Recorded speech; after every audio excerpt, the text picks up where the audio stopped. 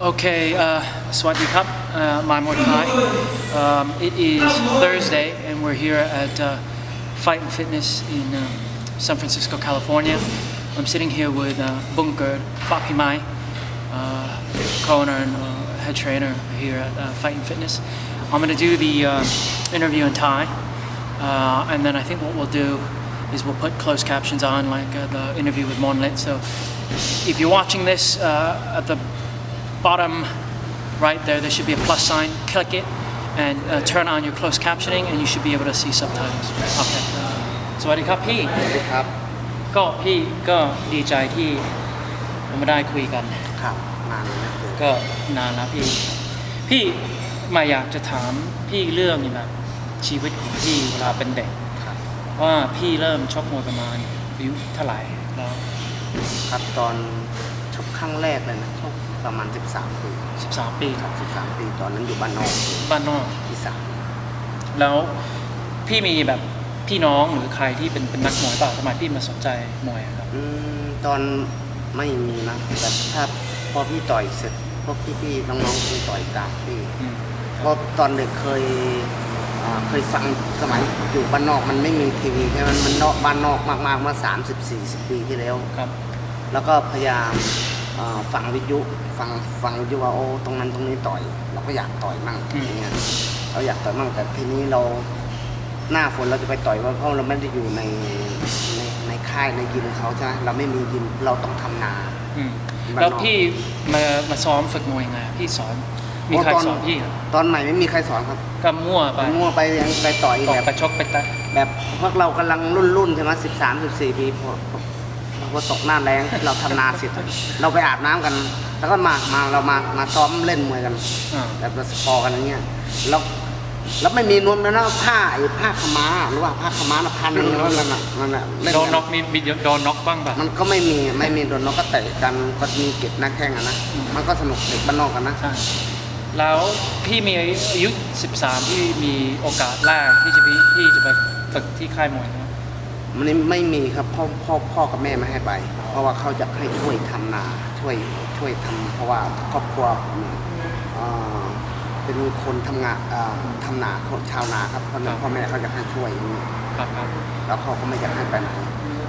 เลยเป็นปีไหนอายุเท่าไหร่ที่พี่ไปอยู่ได้อยู่ที่ค่ายมวยครับ ประมาณ19 ย่าง 20เข้ามากรุงเทพครับ19 ย่าง 20โอ้โหนี่ก็ถือว่าแก่ไม่ใช่ แล้วคนบ้านเมืองไทยเราเข้ามาอยู่กรุงเทพขนาดนี้ก็แก่แล้วหรอโอเคเลยพี่เริ่มอายุประมาณ13ตอนมาค่ายมวยเรียนอย่างแบบเรียนมั่วๆเล่นพี่อายุ19ครับเข้าค่ายมวยครับโอ้โหแล้วพี่ไปอยู่ค่ายมวยที่ไหนตอนเข้ามากรุงเทพใหม่ๆไปอยู่ค่ายศักดิ์วิทยาที่ไหนนะศักดิ์วิทยาแถวเสาชิงช้าตลาด3 เจ้าพ่อเสือตอนนี้เขายุบไปแล้วหรอค่ายศักดิ์วิทยาไปอยู่นั้นเดือนนึงก่อนพี่จะเข้ามาอยู่กรุงเทพอ่ะพี่ต่อยมาแล้ว30 กว่าครั้งแล้ว33 ครั้งแล้วทีนี้ไปอยู่ค่ายศักดิ์วิทยาประมาณเดือนนึงเรามีแต่ซ้อมก็ช่วยเขาทำงานล้างจานใช่ไหมทั้งจานอาทิตย์นึงล้างจานเพราะว่าหัวหน้าค่ายเขาขายพวกข้าวไก่อยู่ในตลาด3 เจ้าพ่อเสือใช่ไหมนี่ก็เป็นอาทิตย์แรกแผนกล้างจานล้างแก้วล้างช้อนอาทิตย์ที่2อาทิตย์ที่3อาทิตย์ที่4แผนกตำพริก ตำพริกแกงอ่ะสมัยก่อนมันไม่มีเครื่องใช่ไหมมันนานๆตำแป้งโอ้โหแสบเวลาเราไปซ้อมเหงื่อมันออกมันเราก็ล้างมือดีแสบมากๆเลยอ่ะแล้วพี่ก็ไปทำข้าวนี้กี่ปีอ่ะไหนนะไปทำตลาดนี้กี่ปีที่ไปช่วยประมาณเดือนครับเดือนครับเดือนก็ตอนนั้นชื่อค่ายสุริยาหัวหน้าค่ายเขาขายพวกข้าวแกงอยู่ในตลาดสามน้ำเสือแล้วจากนู้นพี่ไปไหนหลังจากอยู่นั้นเดือนนึงเพราะว่าพี่มีคนรู้จักเทรนเนอร์ของศักดิ์วิทยาเนี่ยชื่อจงเสถียรยิมฮอลลีวูดจงเสถียรฮอลลีวูดครับจงเสถียรยิมฮอลลีวูดของเขาเป็นต่อยมวยสากลเขาเคยมาอยู่ญี่ปุ่นแล้วเขากลับไปเมืองไทยไปอยู่ศักดิ์วิทยาแล้วเขาของจังหวัดเขามี จะมีเพื่อนรุ่นน้องของเขาอยู่แฟร์ครับอยู่แฟร์แล้วก็ถามก็ไม่เห็นต่อยสักทีเราก็พอเป็นมั่งก็พอเป็นแล้วพอต่อยได้แล้วล่ะ ก่อนในข้างล่างคือพี่ต่อยนี่33 ครั้งโลก แล้วนี้ก็เขาเห็นว่าเราซ้อมหนักมันก็นึกถึงวันหนักแล้วเขาทำงานเขาถามว่าอยากไปอยู่แฟร์แท็กว่าผมไปดูก่อนไปดูก่อนเขาพาไปดู แล้วเวลาเขาพาพี่ไปดูแฟนพี่อายุเท่าไหร่ครับ ประมาณ19ย่าง20ครับเขาบอก20 แล้วพี่ไปแฟร์แท็กพี่อยู่ที่นู่นกี่ปีครับ อยู่แฟร์แท็กมาอยู่มาตลอดเลยครับ ตลอดเลย ครับ แล้วเทรนเนอร์ของพี่ก็เป็นหมอนได้จริงครับ ตอนแรกไม่ใช่พี่มลิตตอนแรกเป็นพี่หมองแล้วมาของพี่ชอยมลิตทองพี่ชอยมลิตทองแล้วพี่มลิตก็มาช่วย ครับ แล้วพี่ก็ใช้ได้เส้นลาดดำเนินนะครับ ด้านมัน104 ปอนด์สมัยก่อนเล็กมากรุ่นเล็กของลาด อายุเท่าไหร่นะครับ ตอนได้ของลาดมันประมาณ23